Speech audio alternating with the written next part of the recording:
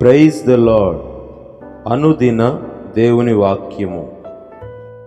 క్రీస్తునందు ప్రియమైన సహోదరి సహోదరులకు మన సియోను మందిర్ పక్షంగా హృదయపూర్వకమైన వందనాలు, శుభాలు తెలియపరుస్తూ ఉన్నాను. యెహోవా దీనులను లేవనెత్తువాడు. కీర్తనల గ్రంథం 147వ అధ్యాయం 6వ వాక్యం.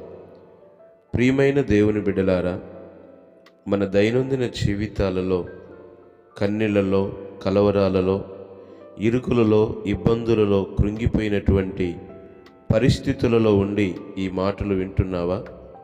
మనము ఆరాధించుచున్నటువంటి దేవుడు సర్వశక్తి కలిగినటువంటి దేవుడు.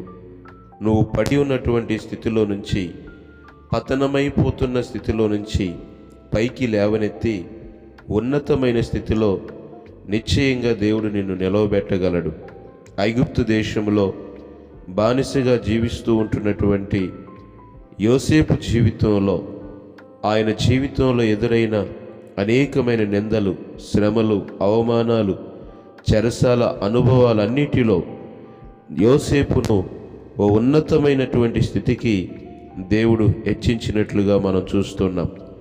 ఉన్నతమైనటువంటి స్థితిలో యోసేపును ఎక్కించడానికి, అవమానించబడిన దేశములోనే అందలము పైనకి ఎక్కించడానికి యోసేపులో దేవుడు చూసిన ఓ మంచి మనసు ఏంటంటే దీన మనస్సు. ఈ ఉదయకాలం వాక్యం వింటున్న నీవు కూడా దేవుని సన్నిధిలో దీన మనస్సు కలిగి, విధేయత కలిగి, తగ్గింపు కలిగి జీవించినట్లయితే నిశ్చయముగా నిన్నును దేవుడు పైకి లేవనెత్తి అవమానించబడినటువంటి ప్రాంతములోనే ఆశీర్వాదానికి కారకురాలుగా దేవుడు మిమ్మల్ని చేయబోతున్నాడు.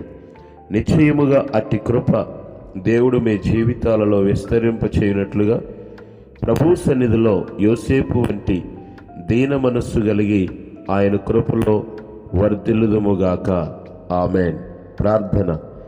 సర్వాధికారియు నిరంతరము స్తోత్రార్హుడా, ఈ ఉదయకాలం ఈ వాక్యం వింటున్న ప్రతి బిడ్డను దర్శించండి ప్రభువా.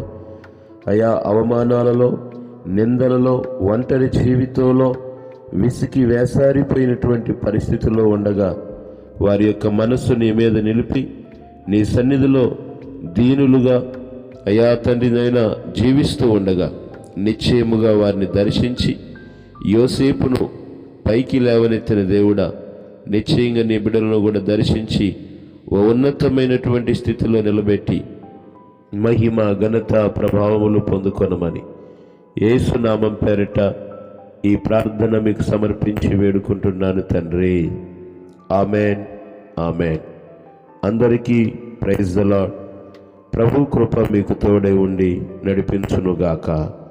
Amen, amen.